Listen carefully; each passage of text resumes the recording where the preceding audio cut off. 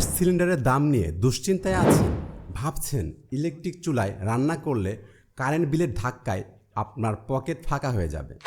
বাজারে ইন্ডাকশন আর ইনফ্রারেড এই দুই ধরনের চুলা নিয়ে আছে হাজারো বিভ্রান্তি। কেউ বলছে ইন্ডাকশন ভালো, আবার কেউ বলছে ইনফ্রারেডে সব হাঁড়ি চলে। কিন্তু আসল সত্যটাই কি?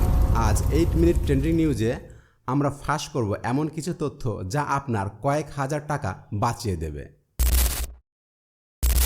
ইন্ডাকশন চুলা ম্যাজিকের মতো কাজ করে। এখানে চুলা নয়, সরাসরি গরম হয় আপনার রান্নার পাত্রটি। মজার ব্যাপার হলো রান্নার মাঝখানে আপনি চুলার ওপর হাত দিলেও হাত পুড়বে না, এমনকি কাগজের ওপর হাঁড়ি রেখে রান্না করলেও কাগজে আগুন ধরবে না। তবে মনে রাখবেন, এতে শুধু স্টিলের হাঁড়ি ব্যবহার করা যায়। অন্যদিকে ইনফ্রারেড চুলায় কয়েল সরাসরি গরম হয়।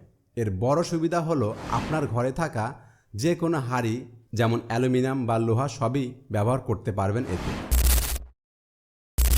অনেকের ধারণা ইলেকট্রিক চুলায় রান্না করলে কারেন্ট বিল আকাশচুম্বী হবে, কিন্তু হিসাবটা অন্যরকম। 4 থেকে 5 জনের পরিবারের 3 বেলা রান্নায় মাসে আনুমানিক 500 থেকে 600 টাকা কারেন্ট বিল আসতে পারে।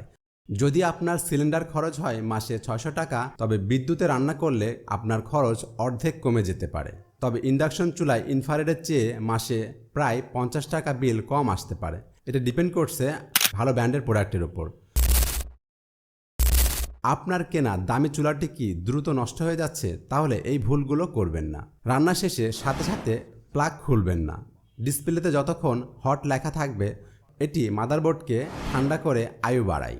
সব সময় সমান তলা বিশিষ্ট হাঁড়ি ব্যবহার করুন। গোল তলার হাঁড়ি ব্যবহার করলে তাপ অপচয় হয় এবং গ্লাসে চাপ পড়ে।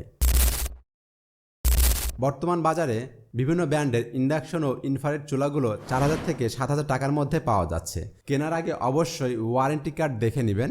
এখন সিদ্ধান্ত আপনার। আপনি কি সব হাঁড়ি ব্যবহার করতে চান, নাকি নিরাপত্তা এবং বিদ্যুৎ সাশ্রয়কে প্রাধান্য দিবেন? কমেন্ট করে আমাদের জানান আপনি কোনটি ব্যবহার করছেন।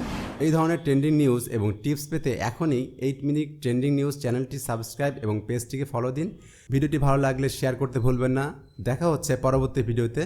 সে পর্যন্ত সবাই ভালো থাকুন। আল্লাহ হাফেজ। আসসালামু আলাইকুম ওয়া রাহমাতুল্লাহি ওয়া বারাকাতুহু।